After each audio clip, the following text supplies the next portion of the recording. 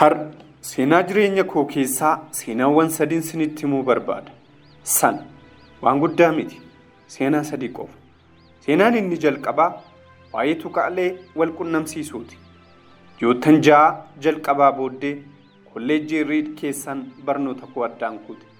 Garuu osoon guutummaan guutuutti addaan hin kutiin yoottan 18 achuman naanna'aa ture. Maaliifan addaan kute laata? Seenichi osoo naniin dhalatiin dur heegale.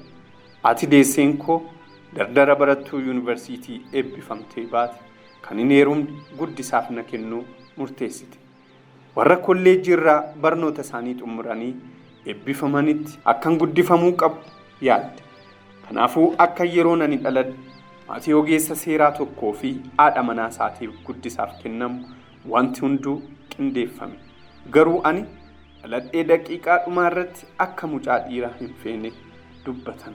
Maatiin koo warri guddisaaf na eeggataa jiran kun halkan waarii waliif bilbilanii mucaa dhiiraa nuti hin barbaanne argan barbaaddaa waliin jedhan. Isaanis eeyyeen jedhan. Garuu boodarra haati deesseen koo ati na guddiste kun gonkumayyuu kolleejjii irraa akkan eebbifamnee fi abbaan koo kunis nama barnoota sadarkaa lammaffaallee hin xumurre ta'uu bira geesse. Waraqaa walii galtee guddifachaa isa xumuraa irrattis mallatteessuu didde. Yoota muraasa booddee maatiin koo na guddifatan kun akka mana barnootaa na galchan waadaa yeroo seenan harmeen koos tole jettee walii galte. Kun jalqabbii jireenya kooti. Waggoottan 17 booddee gara kolleejjiin deeme. Garuu gowwummaan kolleejjii filadhe. Kolleejjii gatii olaanaa akka Staanford qusannaan maatii koo hundisaayyuu kanfaltii barnoota koo kolleejjii kanaatti dhume. Ji'a ja'a booddee homaa bu'aasaan dhabe. Jireenya koo keessatti waan an hojjechuuf barachaa jiru naaf hin galle. Kolleejjichis akkamitti waan kana na gargaaree rakkina koo kana furuuf ture naaf hin galle. Anaaf kan gale asitti maallaqa maatii koo bara jireenya isaanii guutuu qusachaa turan asitti balleessuu qofaadha.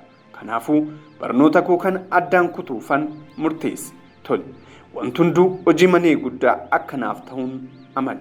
Yeroo sanatti baay'ee sodaachisaa ture. Garuu of duuba ilaaluun akka hin qabne murtee miidhagduun yoomiyyuu murteessee hin beekneen ofitti murteesse. Daqiiqaan ani addaan kute sanatti barnoota warran hin feene barachuu dhiisee kan baay'ee natti tolu barachuu eegaluu akkan qabuun murteesse. Sun hundumtuu jaalalaan hin turre. Kutaa ciisichaa dormiin qabun ture. Kutaa ciisichaa hiriyoota koo keessa lafarra rafaa ture. Qaruuraa koo kaanuuf kennamu deebiseen $5 5 fudhadheen nyaata ittiin bitachaa ture. Sanbata galgala yeroo hunda maayilii 7 miilaan deemee torbanitti irbaata gaarii tokko argachuuf gara bataskaanaa mana qulqullummaa Haarii Kirishinaa imalaa ture. Baay'een jaaladha. Irra jireessa kanan gufadhe. Irraa fi fedhii keessa koo hordofuun boodarra wanta gatii dhabeessa tokkotti na dabarse. Mee fakkeenya tokko isiniif haa kennu. Yeroo sanatti kolleejjiin Riid akka biyyaatti barnoota kaaliigiraafii baay'ee barsiisa ture. Mooraa kolleejjichaa keessa poosteroonni hedduun, keenyaawwan hedduun, barreeffamoota harkaa miidhagoo kaaliigiraafiitiin babbareedaniiru. Sababan barnoota koo addaan kutee fi barnoota idilee itti fufee barachuu dhiiseef barnoota kaaliigiraafii qofa barachuu murteesseef akkamitti akka kana hojjetan baradhe. Seeriifii fi saanseeriif hanga addaan fageenya barruu gargar baasuu, qubeewwan adda addaa wal qabsiisuu, waa'ee ogummaa barruu harkaa maaltu akka guddisu, midhaga seenawaa karaa saayinsiin argachuu hin dandeenyeen si haartummaan colloomsa. Waraajiin argadhe. Waan tokkollee abdiin qabuun ture. Jireenya koo irratti hojii yaalii wantan dalageessu keessaa. Garuu waggoottan 10 booda yeroo kompiitara isa jalqabaa Mankitoosh Toroobaa turreetti sun hundumtuu gara kootti dhufe. Nutis kompiitara Maak keessatti hunduma isaayyuu toroomi. Kompiitara jalqabaa sirna barreeffamaa miidhagaa waliin. Kolleejjichatti osoon koorsii sana qofaa itti fufuu baadhee koorsiiwwan nan barbaachifne addaan hin kunne ture. Kompiitarri Maak silaa barreeffamoota miidhagoo sana gonkumaa hin qabaatu ture.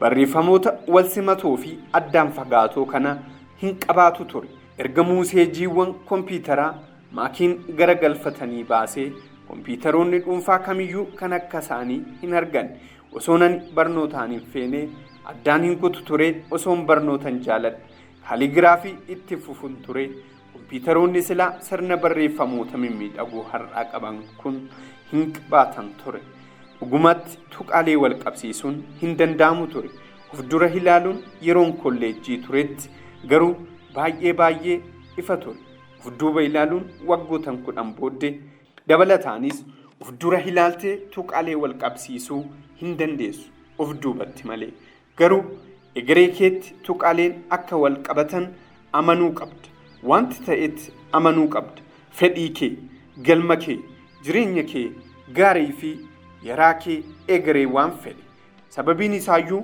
amanuun tuqaalee karaa dura kee jiru wal qabsiisuu ofitti amanamummaa lapheen kee hordofuu siif kennu keessumaayyuu yeroo ati karaa sirrii irraa baatee adda baasuun si qajeelchu seenaa koo lammaffaa jaalatanii dhabuu ani carroomaan ture jireenya keessatti waanan jaaladhu barii barraaqaan hojjechuun argadhe wozii fi han hojii haappilii garaajii warra koo keessatti eegalle yeroo hani umrii waggaa 20 turetti sirriitti hojjanne waggoottan 10 gidduutti aappiliin garaajii keessaa nu lamaan irraa gara kaampaanii doolaara biliyoona 2 fi hojjettoota 4,000 olitti guddate argannoon keenya gaarii gadi dhiisne mankitoosh waggaa tokko booddee 30 bane sana booddee hojii irraan hari'an akkamitti hojii hundeessitan keessaa ari'amtu tole akkuma haappil guddachaa deemeen namni hani dandeettii cimaa qaba jedhee yaadu qacare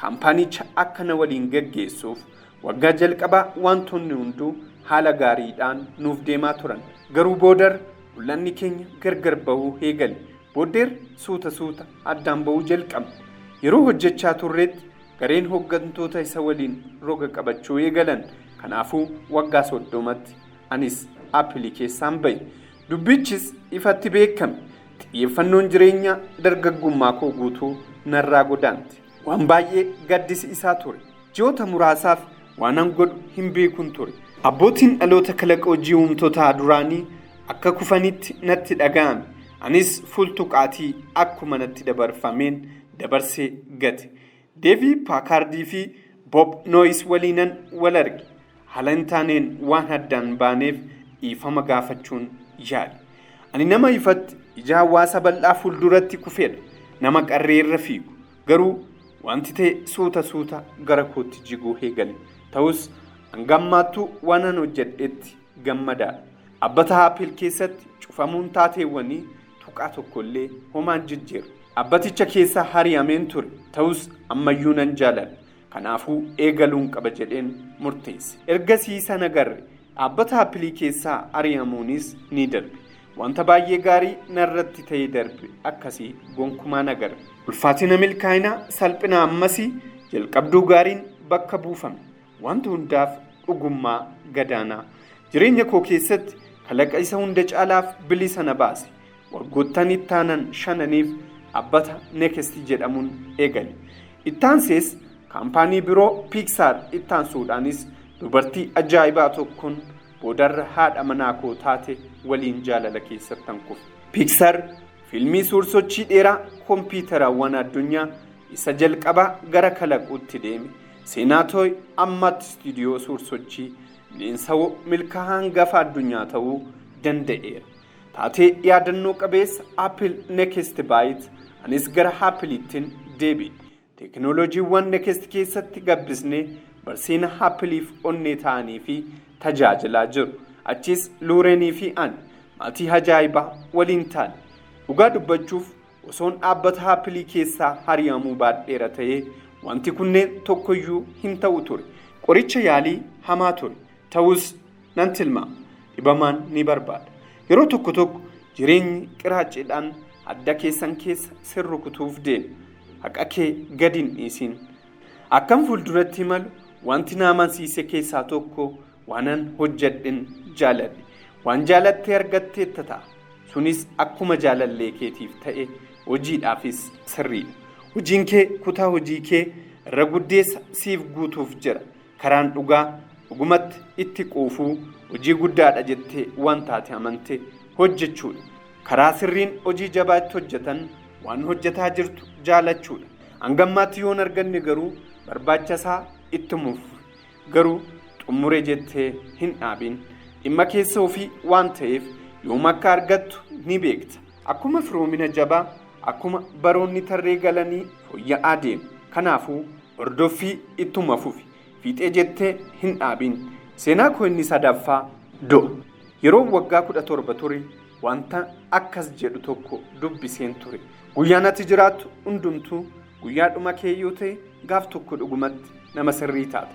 Xiyyeeffannaa wayii na keessattuu ergasii has waggoottan 33 darbaniif ganama yeroo hundumaa Daawitii keessatti of ilaaleen yoo har guyyaa dhuma jireenya koo ta'e wantan hojjechuu barbaadu hojjechuu nan danda'a jedheen ofii koof gaafadha. Yoo deebiin gaafichaa lakki ta'e guyyoota hedduudhaaf sarara irratti waan ta'e akkan jijjiiruu qabu nan beeka. Akka yeroo dhiyootti du'u yaadachuudhaan meeshaa baay'ee barbaachisaa mudannoo gurguddoo jireenya koo keessatti na qunnaman filannoowwan ciccimoo gochuuf kan na dandeessisudha. Sababiin isaayyuu wanti hundumtuu tilmaamni halaa hundumtuu gammachuun hundinuu sodaawwan kufaatii hundinuu wantoonni kun hundinuu fuula du'aatti ni kufu. Wanta dhugumatti sirrii ta'e qofatu jiraata.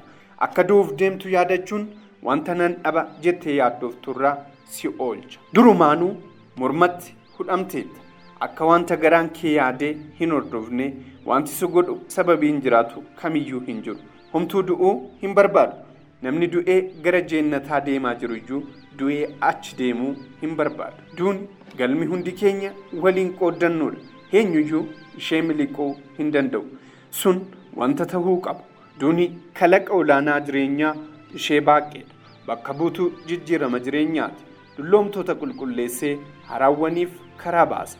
Amma kanatti wanti haaraan si'i. Gaaf tokko garuu ammarra wanta fagoo hin taane dulloomtee atis ni dhabamte. Diraamaa sitti waan fakkaateef ifama. Garuu dhugumatti sirrii. Yeroon kee daangaa jireenya namaa jiraachuuf jettee jireenya kee hin qisaasessiin. Amantaa namaatiin hin kiyyeeffamiin.